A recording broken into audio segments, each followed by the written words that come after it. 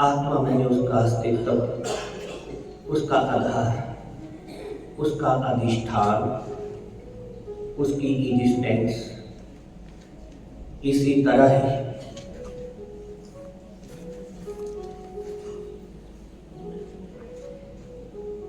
हमारा जो स्वरूप है, अपना आपा है, वो आत्मा है, ब्रह्म है, साक्षी है। कुछ लोग अपने आप को शरीर ही समझते हैं, मैं जन्मा हूं, मर जाऊंगा। कुछ लोग जो है वो तन होकर के जीते हैं, कुछ लोग मन होकर के जीते हैं, कुछ लोग बुद्धि होकर के जीते हैं, और कुछ ही लोग हैं जो आत्मा होकर के जीते हैं।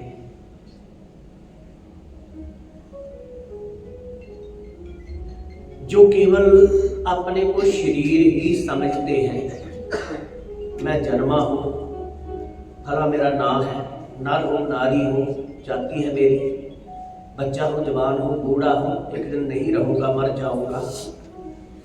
तो जो अपने को तन ही समझते हैं, उस नर और जानवर में कोई अंतर नहीं है, क्योंकि कोई भी जानवर परमात्मा के बारे में, आत्मा के बारे में नहीं सोचता। भक्ति के बारे में, मुक्ति के बारे में, भगवान के बारे में, कल्याण के बारे में कोई भी जानवर नहीं सोचता, और जो मनुष्य भी नहीं सोचता कि आखिर ये संसार किसने बनाया है, कौन से चला रहा है, किसमें ये लीन हो जाता है। इस धरती को, आसमान को, सूरज को, चांद को, वायु को, अग्नि को, जल को, धरती को आखिर किसने बनाया है। हम सबको बनाने वाला, सबको पैदा करने वाला कौन है। हमें उसकी खोज करनी चाहिए, उनका नाम स्मरण करना चाहिए, उनकी पहचान करनी चाहिए। जिस मन में ये विचार नहीं आते कि हम आए हैं जान, तो लगभग उस नर और जानवर में कोई अंतर नहीं है। तो कुछ लोग जो है वो मन होकर के जीते हैं कि उनके मन के अनुसार हो जाए, ऐसा हो पर ऐसा ना हो, मन के अनुसार हो जाए तो वो अपने आप को सुखी समझते हैं। मन के अनुसार नहीं होता तो दुखी हो जाते हैं। ऐसे लोग साधारण मनुष्य होते हैं। और कुछ लोग होते हैं जो ये विचार करते हैं कि आखिर नित्य क्या है, सदा रहने वाला क्या है, सत्य और असत्य का, नित्य अनित्य का, नाशी अविनाशी का। जो लोग विचार करते हैं, जिनके मन में ये विचार पैदा होते हैं, ऐसे लोग लगभग बुद्धिमान है और विद्वान है।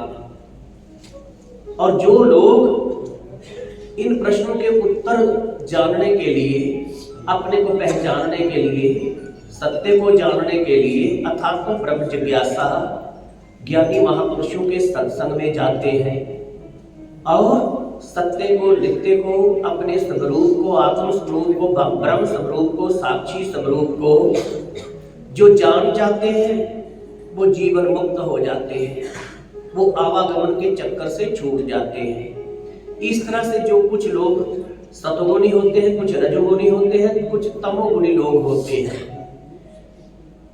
जो सतोगुणी लोग होते हैं वो सत्संग करते हैं, वही भजन करते हैं, वही अच्छे कर्म करते हैं।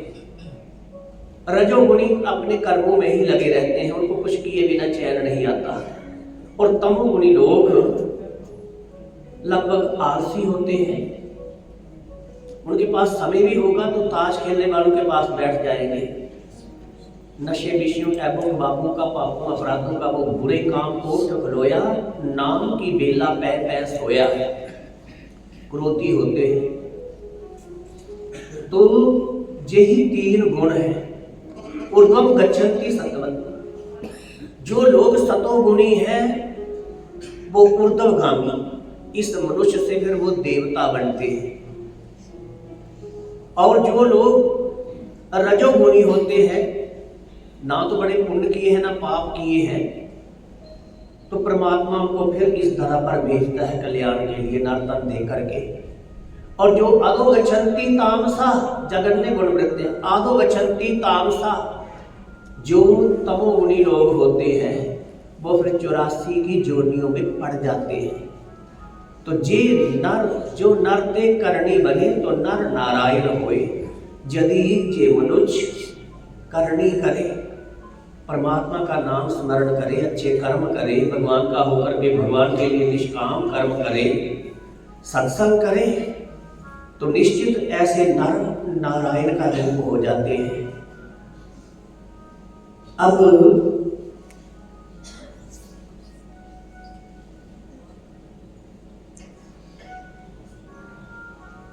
आगे का जैसा कार्यक्रम है वो हमारे राष्ट्रपति या दक्षिण जी आपको बताते हैं।